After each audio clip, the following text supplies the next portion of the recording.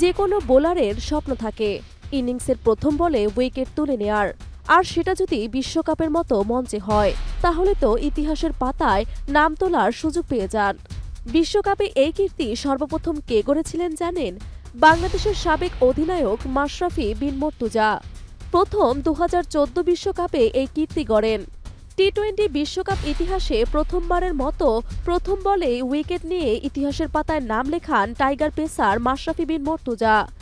সে বছর ১৬ মার্চ বিশ্বকাপের প্রথম রাউন্ডে আফগানিস্তানের উইকেটরক্ষক ব্যাটসম্যান মোহাম্মদ শাহজাদকে মাহমুদুল্লাহ রিয়াদের হাতে ক্যাচ বানিয়ে সাজঘরে ফেরান নড়াইল এক্সপ্রেস। এর মাধ্যমেই বিশেষ রেকর্ডে নাম তুলে ফেলেন ম্যাশ। বিশ্বকাপে এমন ঘটনা এই প্রথম। মাশরাফির পর ওই একই আসরে ইনিংসের প্রথম বলে উইকেট নেয়ার কীর্তি গড়েন আফগান পেসার শাপুর জাদরান। ওই ম্যাচটিও বিশ্বকাপের প্রথম রাউন্ডের ম্যাচ ছিল। ২০১৪ বিশ্বকাপে চট্টগ্রামের জহুর আহমেদ চৌধুরী স্টেডিয়ামে হংকংয়ের ব্যাটার ইরফান আহমেদকে বোল্ড করার মধ্যে দিয়ে তালিকায় দ্বিতীয় বোলার হিসেবে শাপুরের নাম ওঠে। এই কীর্তি গড়া তৃতীয় বোলার নামিবিয়ার রুবেন ট্রাম্পেলম্যান। তিনি ইতিহাসের একমাত্র বোলার যিনি দুবার বিশ্বকাপে প্রথম বলে উইকেট নিয়েছেন।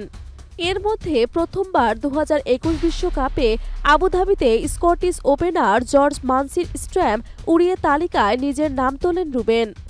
আর দ্বিতীয়বারের মতো প্রথম বলে আউট করেন ২০২৪ টি-20 বিশ্বকাপে।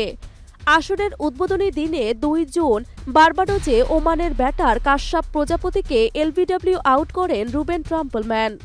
এমনকি পরের বলেও তিনি উইকেট শিকার করেন। ওমানের অধিনায়ক আকিব ইলিয়াসকেও এলবিডব্লিউর ফাঁদে ফেলে সাজঘরে ফেরান নামিবিয়ান বোলার। ফলে বিশ্বকাপে ইনিংসের প্রথম ২ বলেই উইকেট নেয়া একমাত্র বোলারও বনে যান রুবেল ট্রাম্পেলম্যান। সবশেষ ২০২৪ টি-20 বিশ্বকাপে নিউ ইয়র্কে ভারত যুক্তরাষ্ট্র ম্যাচে ইনিংসের প্রথম বলে স্বাগতিকদের ওপেনার সায়ন জাহাঙ্গীরকে এলবিডব্লিউ আউট করেন আর্শদীপ সিং।